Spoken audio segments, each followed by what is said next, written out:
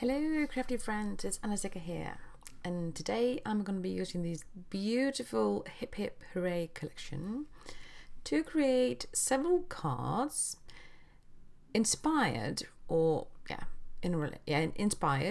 the Springers in the Air card kit.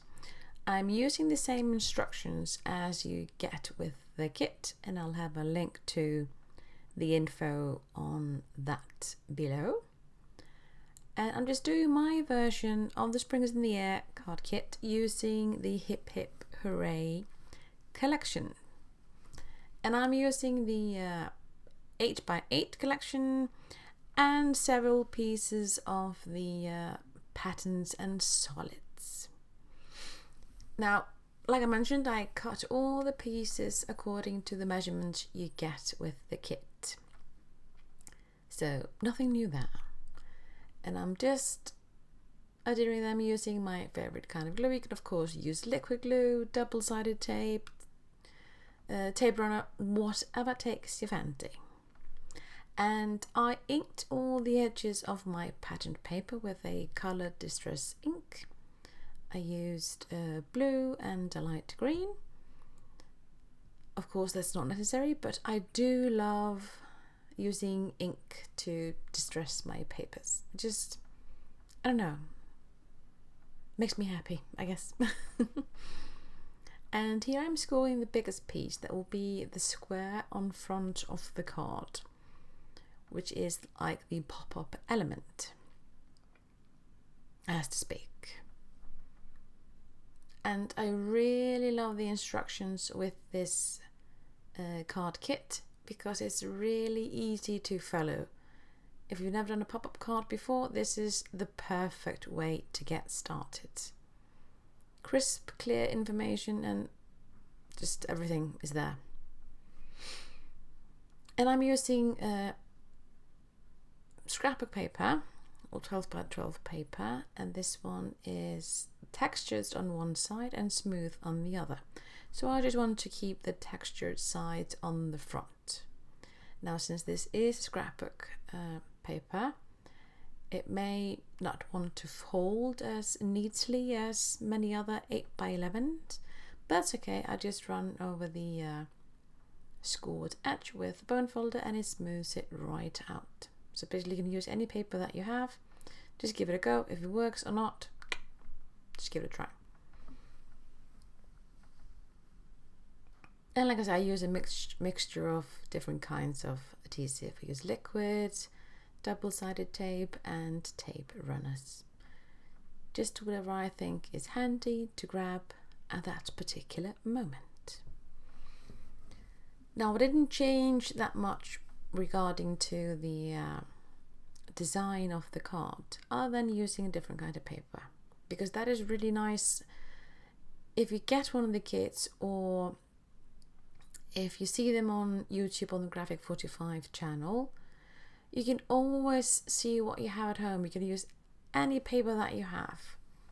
It is not limited to one Graphic45 collection. You can use all of your beautiful Graphic45 papers to create any of the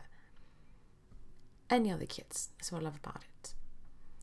And yeah, like I said, I didn't change that much, but I did change the way, I guess you could say, the back of the card looks. Because I wanted to add a bit more, I guess, a journaling spot, or a place to keep a special message, or if you want to include a photo of sorts. And I'm just sticking that square piece to the front of the card. I like using double-sided adhesive to areas of my cards that will be, I guess, used much, or handled is maybe a better word. And that way I am more inclined to believe that it will stay put and not fall apart. Because I know a lot of the kids that I give cards to like to keep them as decoration, or just to play with them. And So I do prefer them being able to handle the pressure of a playtime of a kid, I guess. And this is the second pop-up of the card. Now what is great with this pop-up section, or the second pop-up section, is that you can place it anywhere you want on the front of the card. You can do it on the right side or the left side or the center. Whatever takes your fancy. Love that. And I was thinking the next time I do this, I would add some kind of, I guess, flying elements. I don't know. Butterflies or such, and just use clear, not tape, you acetate that you can stick to the back, so when you open up the card it kind of pops up. I think that would be a great idea. I'll do that next time. And then to adhere or stick the flap on the front, because I'm going to be using liquid glue on that part and I didn't want it to go everywhere. So I had to use a pencil and just mark the edges of where I wanted to squirt that bit of glue. So that way I am sure I am not making a blob of mess, which I can sometimes do with liquid glue. Somehow me and liquid glue don't always get along, so I like to be cautious just in case I mess up, which I often do. But then again, it's easily fixable, but I like to be safe, I guess. So for the back and the front, I wanted to utilize the chipboard pieces because they're so pretty. And this large frame actually fits perfectly on the back of the card. So I decided to use that as a pocket of sort, that you can put the message or sentiment on the card. And I'm using 3D foam adhesive, and I have this foam roll and it's a bit too wide, but not a problem. I just cut it in half so that it fits my frame.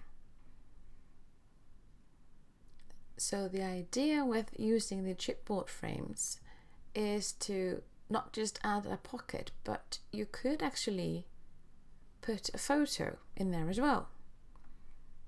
You can have it, you can stick it behind the frame or just have it to be able to remove. So that was kind of a cute idea. Why not? So I'm just peeling the backing of the foam adhesive and placing that on the back. And I just want to make sure that the frame doesn't go past the bottom of the card so that it can actually stay up. I'm just putting it as close as I can and keeping the frame centered-ish. I did not measure really. And just adding a little bit of pressure to making sure that everything sticks together. Now your card stands up and it is a frame as well. So all I need to do now is to decorate the front using any of these beautiful images, chipboard pieces, or the cutout, beautiful collection of cutouts in this collection, or fussy cut from the pattern paper. You can just do whatever you want. So many possibilities. So I finally came to a conclusion. I am adding one of the stamped images that come in a row, and I just cut these apart and inked the edges at the top of the card to add a bit of interest, but not covering the beautiful patterned paper.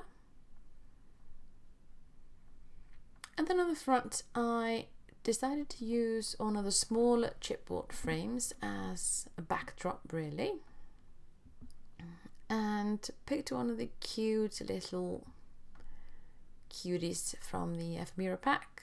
were so many cute critters. Oh my gosh, it was hard to pick.